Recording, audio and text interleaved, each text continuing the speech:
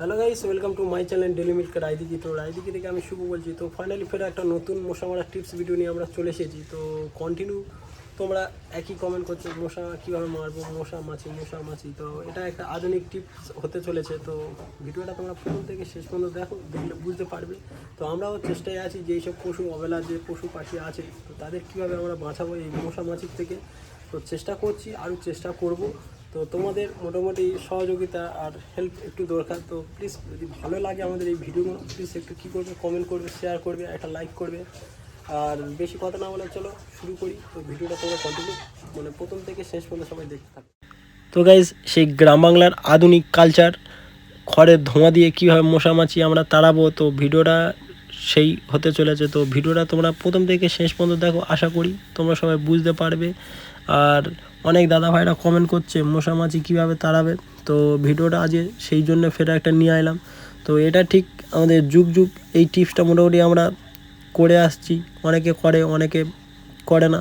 তো বেশিরভাগটা মোটামুটি এইভাবে মোটামুটি মশা তাড়িয়ে এসেছে আগে, তো এখনও অনেকে তাড়ায়।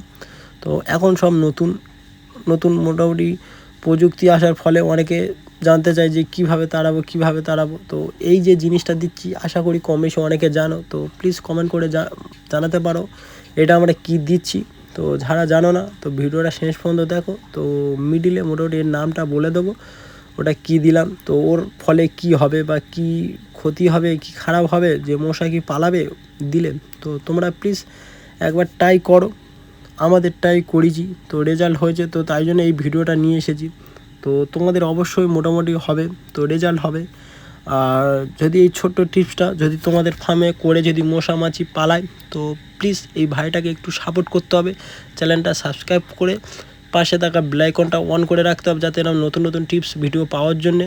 তার সাথে সাথে যদি তোমাদের হেল্প হয়, তো ভিডিওটা শেয়ার করো আর একটা লাইক দিয়ে যাও, যাতে আমাদের আরও এরকম নতুন নতুন টিপসে ভিডিও নিয়ে আসতে আমাদের সহযোগিতা তোমরা একটু করলে ভালো হয়।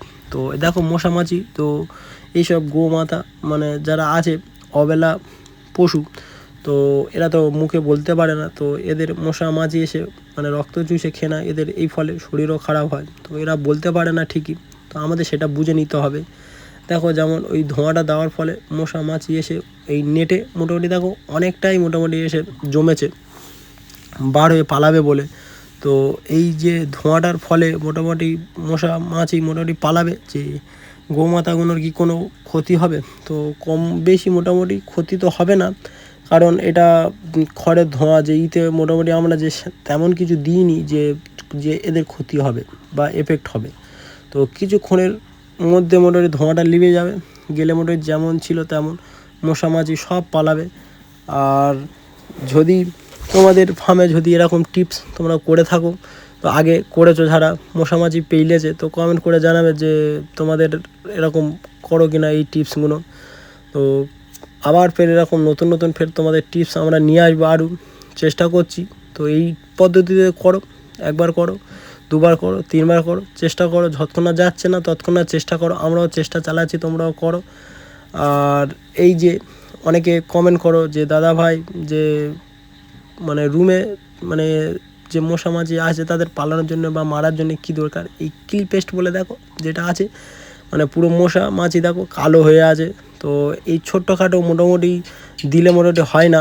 তো এইসব ফার্মে মোটামুটি এইসব টিপসগুলো ঠিক কাজে আসে না। তো এইগুলো রুমে যাদের আছে ওই কিল পেস্ট বলে, তো একমাত্র তাদেরই মোটামুটি লাগালে খুব হেল্প হয়। তো তো তোমরা সাজেশান করবো, একটু টাকা একটু বেশি নেবে। তো তোমরা এইটা মোটামুটি রুমে লাগাতে পারো, এতে কোনো ক্ষতি নেই। তো ইলেকট্রিকে চলে ওই কিল পেস্টটা। আর এই ধোঁয়াটা হচ্ছে কিছুক্ষণের জন্য মোটামুটি হবে, একটু চোখ মুখ জ্বালা জ্বালা করবে, তারপরে ঠিক হয়ে যাবে।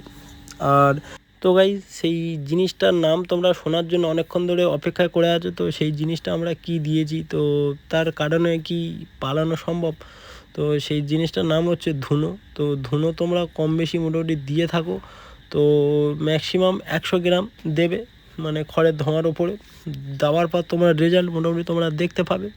তো এই সময় মশা আর মাছি হওয়ার সিজন, শীতকালটা মোটামুটি শেষের দিকে আর গরমটা ফার্স্ট শুরুর দিকে মোটামুটি মশা মাছিটা একটু হয়। তো আবার তার সাথে সাথে ওরা আবার ফের চলেও যাবে। তো যেইটুকুনি সময় ওরা থাকে অতিরিক্ত হয়। তো অতিরিক্ত হওয়ার কারণ হচ্ছে যে এই সময় চাষের জমিতে দেখবে তোমরা যে সার ব্যবহার করা হয়, তো তখন কি হয়, ওদের যে একটা গন্ধে ওদের ঘরবাড়ি মোটামুটি ফেলে ওরা জীবন বাঁচানোর জন্যে যে এইসব ফার্মে বা লোকালয়ে ওরা ঢুকে পড়ে। তো তারপরে ওরা এই খাদ্য হিসাবে মোটামুটি এই সব মানুষের, তারপরে এই পশু পাখি যেগুলো আছে মোটামুটি এদের মোটামুটি রক্ত চুষে খায়। তো আমাদের চেষ্টা করতে হবে যে এদের কীভাবে তাড়াবো বা মারবো। তো আর বেশি কথা না বলে ভিডিওটা আমরা আজকের মতন এই পর্যন্ত শেষ করলাম। তো দেখা হচ্ছে ফের একটা নতুন ভিডিও নিয়ে। তো টাটা, লাভ ইউ অল।